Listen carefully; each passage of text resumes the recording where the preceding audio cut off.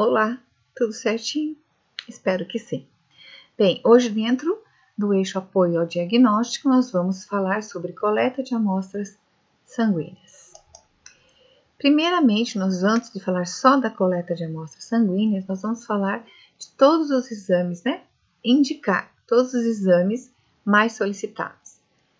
Sangue, hemograma, colesterol, triglicerídeos, glicemia, ácido úrico, ureia, creatinina, gasometria e de HIV. Fezes, avaliação das funções digestivas, dosagem da gordura fecal, pesquisa de sangue oculto, pesquisa de ovos de parasitas e coprocultura. Secreções, masculina, feminina e anal. Urina, exame de urina tipo 1, exame de urocultura e urina 24 horas. E também de líquido. Bom, para começar, a gente lembra, que o sangue é dividido em parte branca, os leucócitos, parte vermelha, as hemácias, e as plaquetas que correm dentro do plasma, dentro do líquido sanguíneo. E nisso, após a coleta do sangue total, nós vamos instalá-lo dentro dos tubos de acordo com o tipo de exame e de acordo com a cor da tampa. E pós as inversões que deverão ser feitas ou centrifugações, dependendo do tipo de exame, ele vai resultar. Se não houver coagulante, o sangue total vai depositar as hemácias, a parte de hemácia, e vai ficar a parte do soro. Se ele tiver anticoagulante, certo? Não vai coagular, o sangue total vai se dividir em três partes. Plasma, que é o líquido, os leucócitos, que são os leucócitos e as plaquetas, e as hemácias, ok?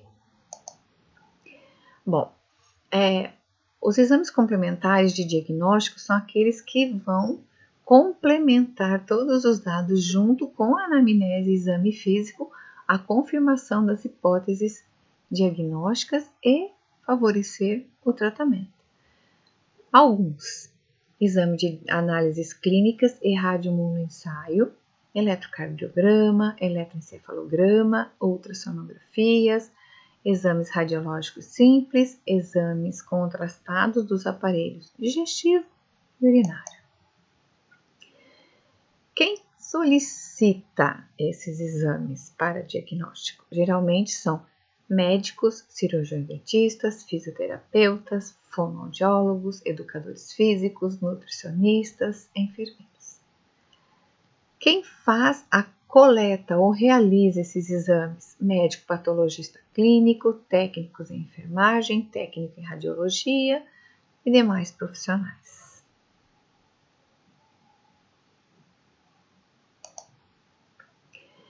Já voltado para a saúde, para o nosso trabalho, exames complementares em saúde ocupacional. Audiometria, como nós estamos ouvindo. Espirometria, como é que está a nossa respiração, como é que está a nossa capacidade respiratória. Radiografias, como é que está o nosso pulmão e a nossa coluna vertebral. Eletrocardiograma, como é que está nossos impulsos elétricos, como é que está o nosso coração, como é que está a nossa o sistema cardíaco pulmonar. Eletroencefalograma, como é que está a parte cerebral.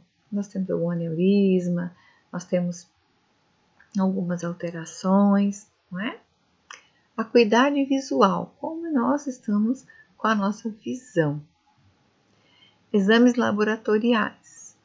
Vão se perguntar vários exames, para saber como está a saúde, se não tem processo de infecção, processo infeccioso, se a nossa função hepática está bem, não é?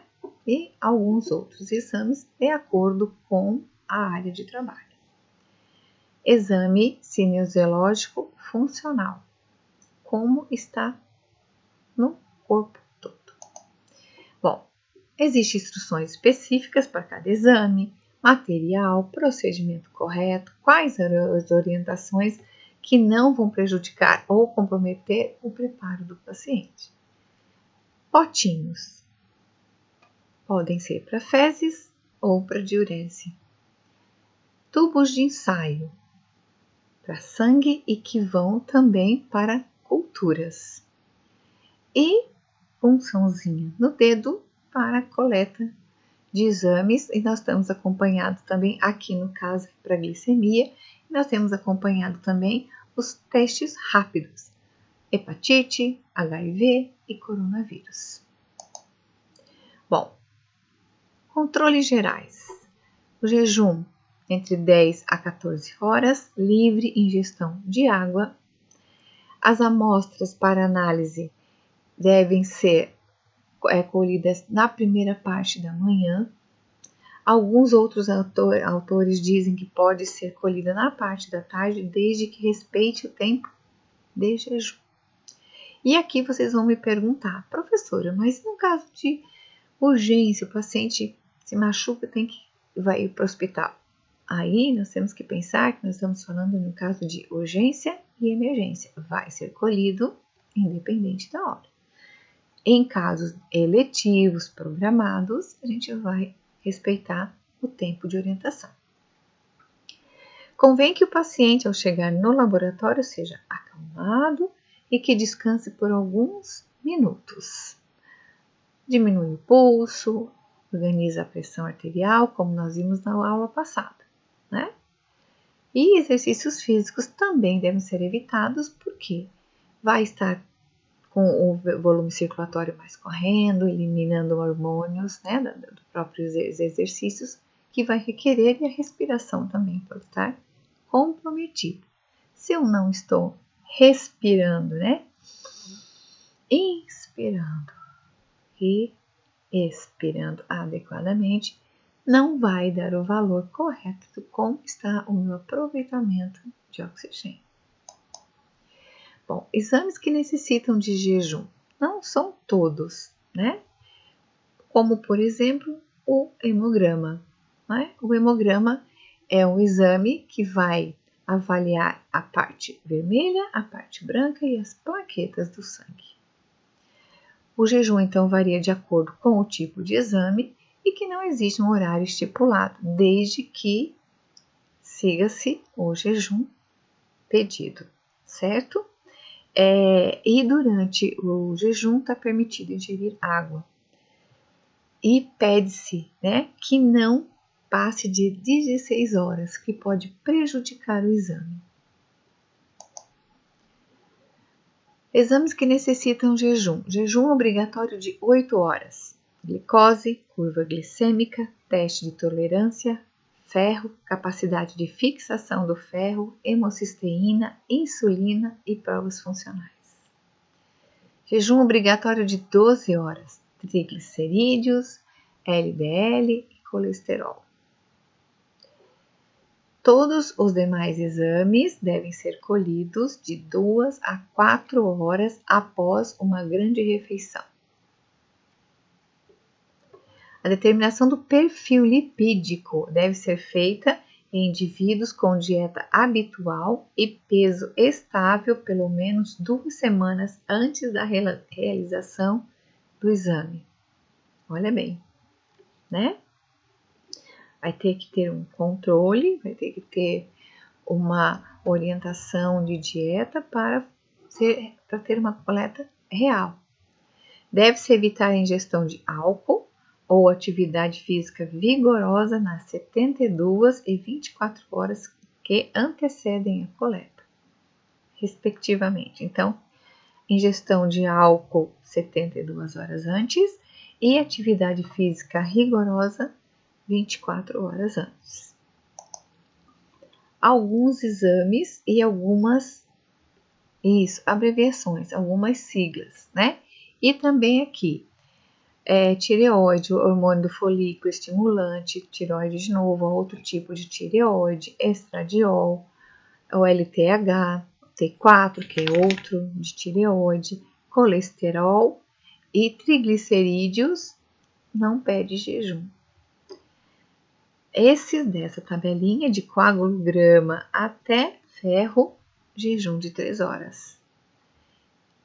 E a molécula intacta, né, o soro de HPTP e cálculo ionizado, 4 horas. E glicose, 8 horas. Então, vejam, né, que então, a cada tipo de exame pede-se um tempo. Por quê? É igual quando a gente toma um suco de laranja.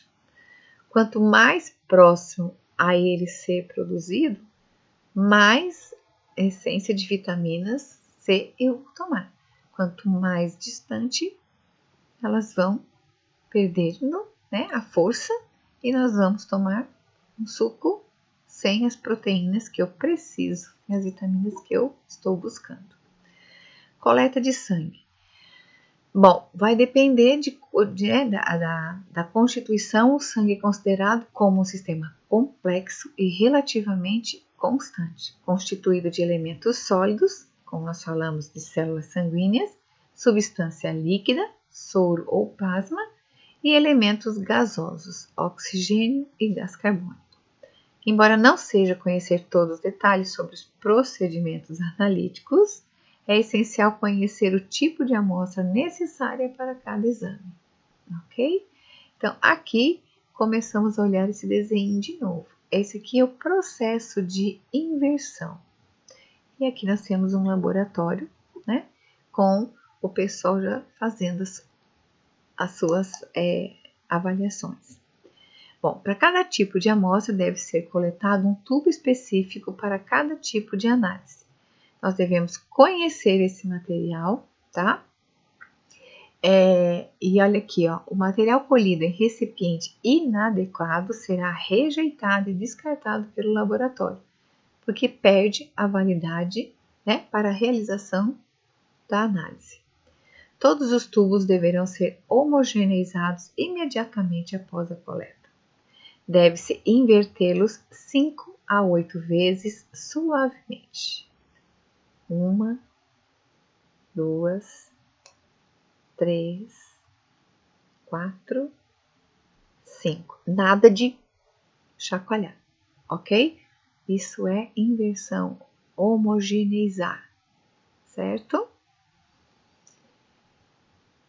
Tubos homogeneizados inadequadamente poderão conter pequenos coágulos sanguíneos que vão diminuir a utilidade do tubo e com isso nós vamos ter uma análise errônea. Deve-se respeitar rigorosamente o volume crítico da amostra indicado para cada recipiente. Então, vamos lá. Bom, quando o paciente possui mais de um exame solicitado, esses exames necessitam materiais diferentes, que devem ser coletados em recipientes diferentes, certo? Deve-se obedecer uma sequência de coleta de materiais para que não haja contaminação dos aditivos. Mas por quê, professora? Vamos coletar vários tipos de exames, mas nós vamos coletar uma vez só numa seringa e numa mesma agulha. Se eu introduzir numa sequência errada, o produto desse pode contaminar a agulha e vir para cá. E lembra que nós falamos com heparina, sem heparina? O que faz a heparina? Isso, a heparina vai explodindo as hemácias, né? E com isso é um anticoagulante. Ele vai ficar mais solto. E às vezes eu preciso que coagule, que tenha uma separação menos homogênea para eu poder captar para fazer a semeadura e a avaliação do produto que eu estou procurando. Ok? Bom, então, o tubo de tampa vermelha, ele não tem coagulante. O tubo de tampa rosa tem EDTA. O tubo de tampa cinza ou preta tem fluoreto. O tubo de tampa verde tem heparina. E o tubo de tampa azul tem citrato. E a seguir nós vamos ver por quê. Bom, tipo de análise de amostra.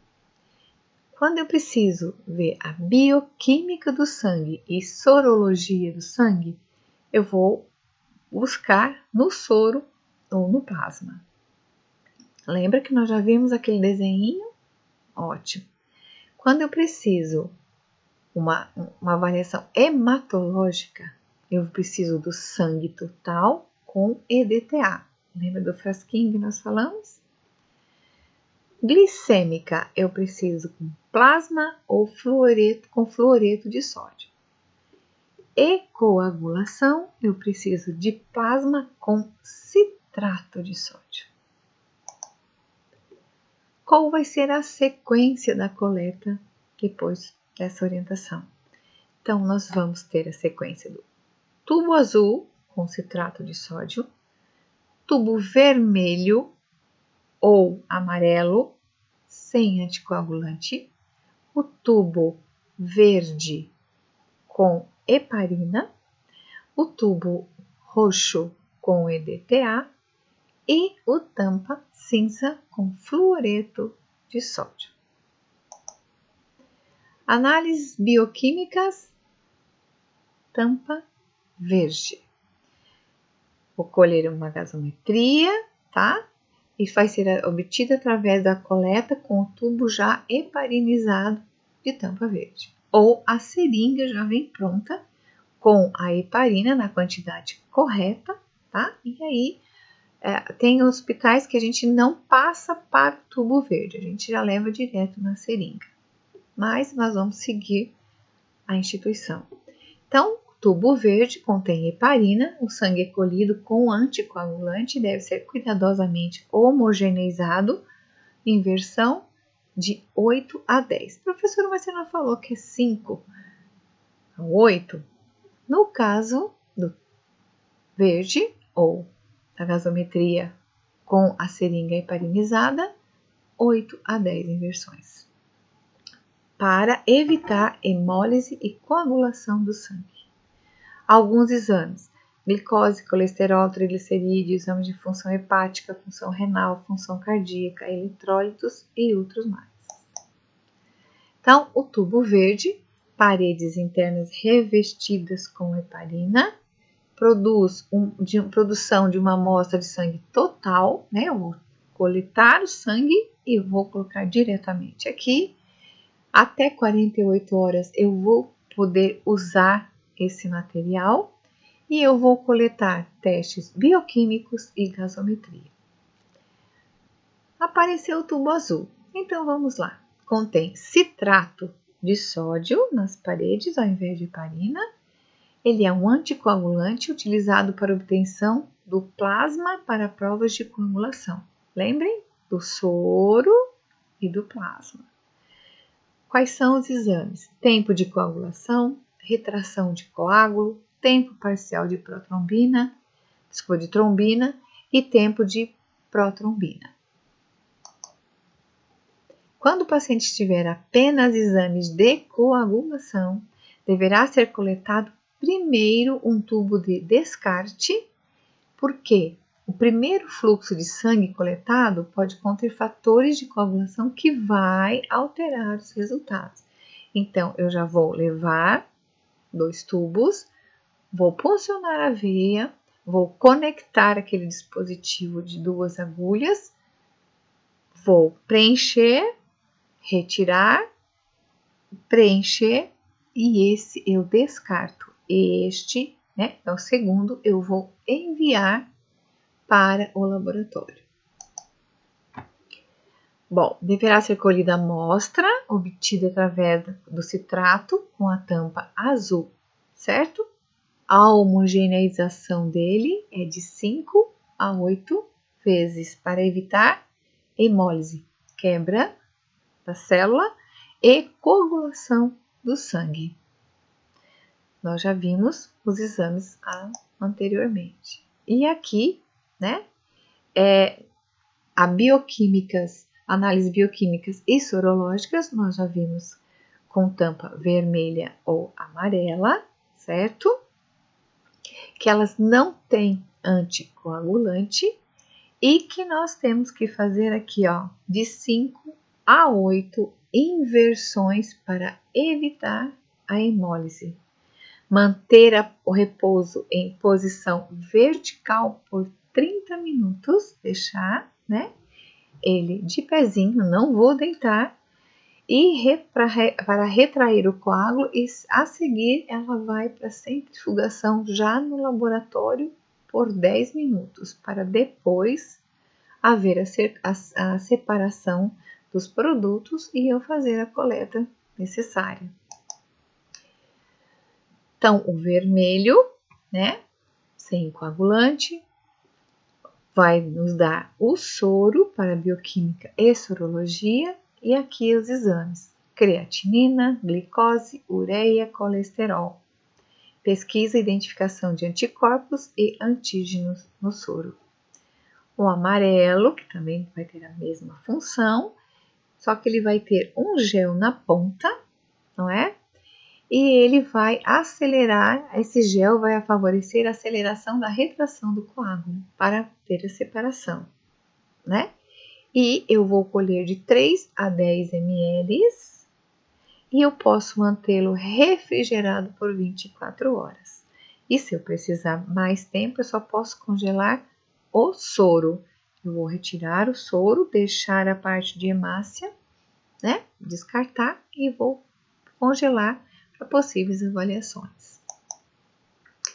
Análises hematológicas, né? Hematológicas, estudo do sangue para distúrbios sanguíneos, hemograma, plaquetas, coagulograma, função de tireoide, função reprodutora, PSA e outros. Colhe-se uma amostra do sangue total e vão colocar no produto chamado EDTA e a tampa é roxa. Nós vamos fazer inversão de 5 a 8 vezes. Para quê? Evitar hemólise e coagulação do sangue. Então, aqui, eritograma, leucograma e plaquetas. Um falou roxo e outro falou lavanda. E a tampinha cinza? Bom, análises glicêmicas. Quantidade de açúcar no sangue. Vai-se colher uma amostra de plasma, olha a diferença, né? Até aqui nós estávamos falando de sangue total. Agora aqui vamos colher o sangue total, mas ele vai ficar com coágulo, né? Com a parte coagulante, a parte vermelha do sangue embaixo. Aí do plasma vai ser feito o estudo. Será obtido através da coleta de um tubo em tampa cinza. Ele contém fluoreto de sódio com EDTA, que é onde vai dar as reações, certo? De anticoagulante, que vai ser homogeneizado de 5 a 8 vezes, para evitar a hemólise e coagulação do sangue, tá? Então, todo cuidado, todo tratamento. E na tampa rosa, por que nós estamos dando tantas cores de tampa assim? Geralmente são 4 ou 5 padronizadas, mas dependendo da instituição, eles vão comprando outras, porque os laboratórios também às vezes vão mudando o tipo de produto, ok? Então a gente segue o que a instituição tá, geralmente eles deixam uma tabela para que a gente saiba que tipo de exame que eu quero, que cor de tampa, né, que eu vou coletar e o que estiver dentro vai corresponder. Então, o tubo rosa vai ser para provas de compatibilidade cruzada. Tem um ativador de coágulo, né, para coagular mais rápido, e são provas cruzadas com soro. Coletas de sangue para tampa royal. Não tem aditivo, tem heparina e ativa o coágulo para coagular mais rápido. Para que eu preciso? Elementos metálicos como cobre, zinco, chumbo, os óleos elementos. E na tampinha preta, que aqui já está um pouquinho mais marrom, né? Mas ela é preta, tubos para VHS, velocidade do sangue, né? Quantidade, contém soluções tamponadas de citrato trissódico, utilizados para coleta e transporte de sangue venoso para testes de sedimentação. Bom, então aqui tem uma tabela para a gente gravar melhor, certo? Que vai ajudando para a gente se familiarizar com esses testes. Então, nós vamos funcionar uma veia, coletar, vamos ver primeiro qual a quantidade que cada tubo pede para eu escolher que tipo de seringa eu vou pegar para fazer a coleta, né? Se cada um, vamos supor que eu precise usar o vermelho, o laranja e o azul, e cada um me pede 3 ml, eu vou pegar uma seringa de 10, né? Porque eu vou colocar depois, 3 ml em cada um. Aqui tem dispositivos, né, para coleta.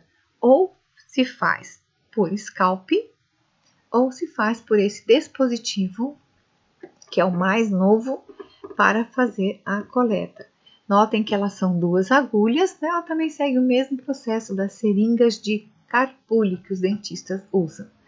Elas têm uma seringa dos 2 lados, esse coletor é oco, não é? E eu vou, colocar o tubo com a tampa da cor que eu preciso ali dentro. Eu punciono a veia, né? E o sangue vem. Preciso coletar mais, o que eu faço? Eu retiro esse tubo e conecto o outro tubo aqui, certo? Tem sido de grande valia, apesar que está sem luva aqui, né? Tem sido de grande valia, porque você evita a contaminação, você evita que esse sangue, na hora que você vai colocar, você vai introduzir essa borracha vedante, o sangue fique para fora, não é? Então, tem várias qualidades nesse processo, tá? Algumas instituições não fazem uso de coleta por scalp, butterfly ou borboleta. Eles alegam que ocorre a hemólise. Só que nós olharmos aqui, né, o padrão verde é um scalp 18 e ele tem um calibre bem favorável.